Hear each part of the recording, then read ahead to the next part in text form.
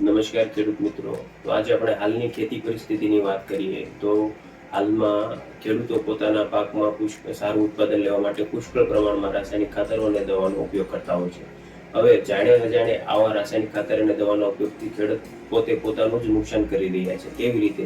તો જે જમીનની અંદર રહેલા અસંખ્ય સૂક્ષ્મ જીવાણુઓ જે ખેડૂત માટે કામ કરતા હોય છે, જે પાક માટે કામ કરતા હોય છે, જે આવા સૂક્ષ્મ જીવાણુઓનો રાસાયણિક દવા અને ખાતર દ્વારા જે નાશ થતો હોય છે અને જે કુદરતી રીતે જે બનેલી સાયકલ જે છે, જેનાથી કુદરતી રીતે જે હવામાનનો નાઇટ્રોજન છે, જમીનની અંદર રહેલો ફોસ્ફરસ છે, પોટાશ છે, જે પાકના મૂળને મળતો હોય છે, તે સિસ્ટમની અંદર ખલેલ પહોંચી છે અને જે ખેડૂતો જે છે તે સંપૂર્ણ રીતે રાસાયણિક ખાતર અને દવાઓ પર નિર્ભર થયા છે.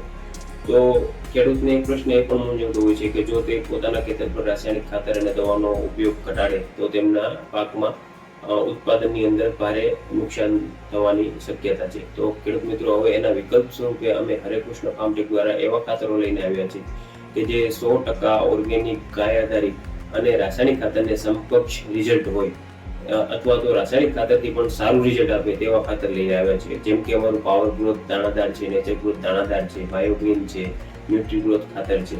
આ ખાતરની અંદર 20% સુધી organic carbon, nitrogen, phosphorus, potash, સાથે સાથે નાઇટ્રોજન, ફોસ્ફરસ અને પોટાશ માટેના જે બેક્ટેરિયા જે છે, જે હવામાં અને જમીનની અંદર રહેલા ફોસ્ફરસ, પોટાશને કુદરતી રીતે છોડ સુધી પહોંચાડે છે. તે પુષ્કળ પ્રમાણમાં બેક્ટેરિયા, સાથે સાથે પુષ્કળ પ્રમાણમાં કેલ્શિયમ, મેગ્નેશિયમ, સલ્ફર અને ઝિંક અને લોહ તત્વો જેવા સૂક્ષ્મ તત્વો કે જે પાકની વૃદ્ધિ, વિકાસ, સાથે સાથે રોગ પ્રતિકારક શક્તિ માટે ખૂબ જ અગત્યના છે. તે પુષ્કળ પ્રમાણમાં સિંગલ ખાતરની અંદર બધું જ અવેલેબલ એવું ખાતર છે કે જે રાસાયણિક ખાતર કરતાં પણ સારું પ્રોડક્શન અને સારું રિઝલ્ટ આપી શકે તે ખાતર લઈને